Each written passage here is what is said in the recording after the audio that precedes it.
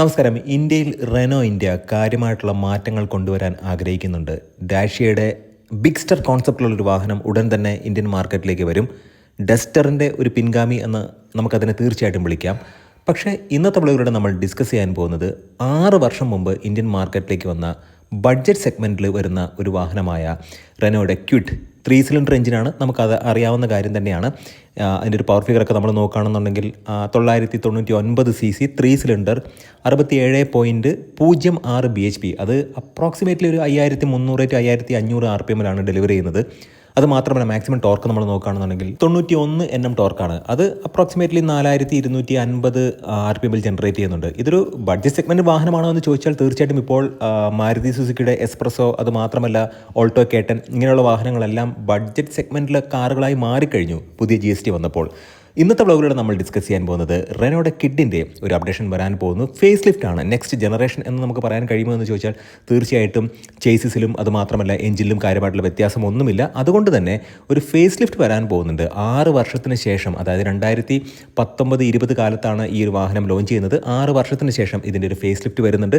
തീർച്ചയായിട്ടും ഇന്ത്യൻ റോഡുകളിൽ ഈ ഒരു വാഹനം ക്യാമഫ്ലാജ് ചെയ്തിട്ട് ടെസ്റ്റ് ഡ്രൈവ് നടത്തുന്നുണ്ട്. തീർച്ചയായിട്ടും ഈ ഒരു കോണ്ടന്റ് ഉപകാരപ്രദമാകും എന്ന് വിശ്വസിക്കുന്നു. എഞ്ചിൻ ബേയുടെ മറ്റൊരു വ്ളോഗിലേക്ക് ഏവർക്കും ഹാർദമായ സ്വാഗതം.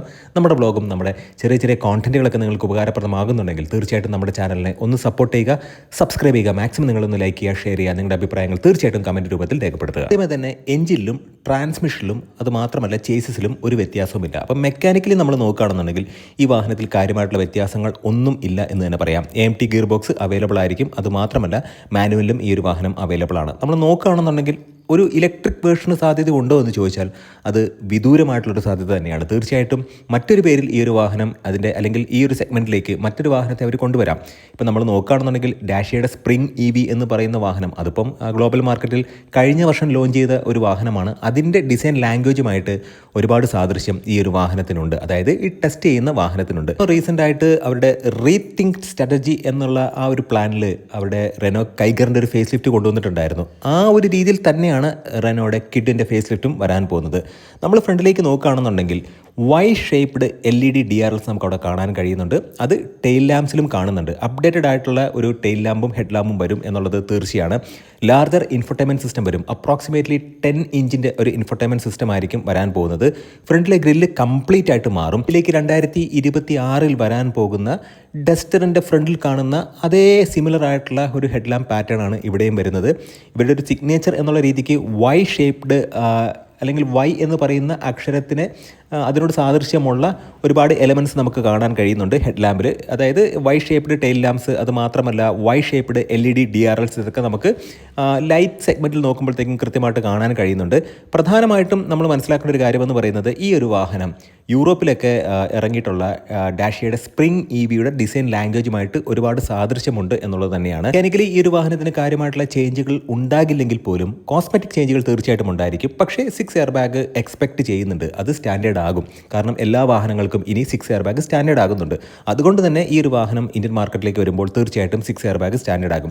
ഇൻഫോർടൈൻമെൻറ്റ് സിസ്റ്റത്തിൻ്റെ കാര്യം നമ്മൾ പറഞ്ഞതാണ്. ബിഗ്ഗർ ഇൻഫോർടൈൻമെൻറ്റ് സിസ്റ്റം തീർച്ചയായിട്ടും വരും. 10 ഇഞ്ചിൻ്റെ ഇൻഫോർടൈൻമെൻറ്റ് സിസ്റ്റം ആയിരിക്കും വരുന്നത്. പുതിയൊരു സ്റ്റിയറിംഗ് വീല് തീർച്ചയായിട്ടും ഈ ഒരു വാഹനത്തിലേക്ക് വരും.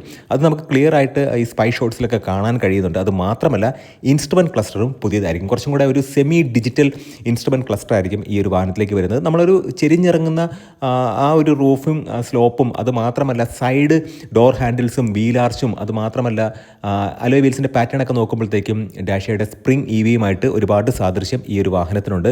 തീർച്ചയായിട്ടും റെനോയുടെ ഒരുപാട് വാഹനങ്ങൾ ഇങ്ങനെ ടെസ്റ്റ് ഡ്രൈവ് ചെയ്യുന്നുണ്ട്, ക്യാമോഫ്ലാജ് വെച്ചിട്ട് ടെസ്റ്റ് ചെയ്യുന്നുണ്ട്. അതിലൊരു വലിയൊരു എക്സാമ്പിളാണ് ഡാഷ്യയുടെ ബിഗ്സ്റ്റർ കോൺസെപ്റ്റിൽ വരുന്ന ഡസ്റ്ററിൻ്റെ പിൻഗാമി. പക്ഷേ ഇതിങ്ങനെ ടെസ്റ്റ് ഡ്രൈവ് ചെയ്യുക അല്ലാതെ വാഹനം ലോഞ്ച് ചെയ്തതിനെക്കുറിച്ച് കാര്യമായിട്ടുള്ള അറിവുകളോ അല്ലെങ്കിൽ അത്തരത്തിലുള്ള അപ്ഡേഷനൊന്നും കമ്പനിയുടെ ഭാഗത്തുനിന്നില്ല.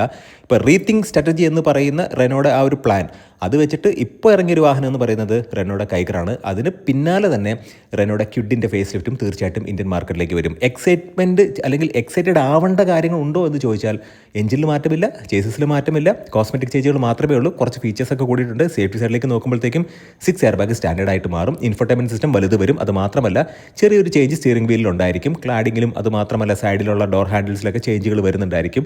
ആസ് യൂഷ്വൽ ഒരു ഫേസ് ലിഫ്റ്റ് എന്ന് പറയുമ്പോഴത്തേക്കും ഫ്രണ്ട് ബമ്പറും ഗ്രില്ലും, അത് മാത്രമല്ല ഹെഡ് ലാമ്പിൻ്റെ ഡിഫറൻസ് ഉണ്ടായിരിക്കും, ടെയിൽ ലാമ്പിലൊക്കെ ഡിഫറൻസ് ഉണ്ടായിരിക്കും. തീർച്ചയായിട്ടും ഇത്രത്തോളം മാറ്റങ്ങൾ വരുമ്പോഴത്തേക്കും എത്രത്തോളം പ്രൈസ് കൂടും എന്നുള്ളത് നമ്മൾ കൃത്യമായിട്ട് അനലൈസ് ചെയ്യണം. ആ ഒരു സെഗ്മെൻറ്റിൽ മറ്റൊരു വാഹനം ഇതിനേക്കാൾ മികച്ചതുണ്ടെങ്കിൽ തീർച്ചയായിട്ടും മെക്കാനിക്കൽ സൈഡ് നല്ലതാണെന്നുണ്ടെങ്കിൽ നിങ്ങൾ ആ ഒരു വാഹനത്തിലേക്ക് പോകുക. തീർച്ചയായിട്ടും 999 cc 67 bhp പവറുള്ള ഈ ഒരു വാഹനം, അതുമാത്രമല്ല 91 Nm ടോർക്ക് മാത്രമുള്ള ഈ ഒരു വാഹനം എത്രത്തോളം കേപ്പബിൾ ആണ് എന്നൊക്കെ നിങ്ങൾ ചിന്തിച്ചതിന് ശേഷം മാത്രം ഈ ഒരു വാഹനത്തിലേക്ക് പോകുക. തീർച്ചയായിട്ടും ഈ ഒരു കോണ്ടന്റ് ഉപകാരപ്രദമായി എന്ന് വിശ്വസിക്കുന്നു. നല്ല ഇൻഫോർമേറ്റീവ് ആയിട്ടുള്ള വീഡിയോസുമായിട്ട് നമുക്ക് വീണ്ടും കാണാം. നിങ്ങളുടെ സ്നേഹത്തിനും സപ്പോർട്ടിനും ഒരിക്കൽ കൂടെ നന്ദി. നമസ്കാരം.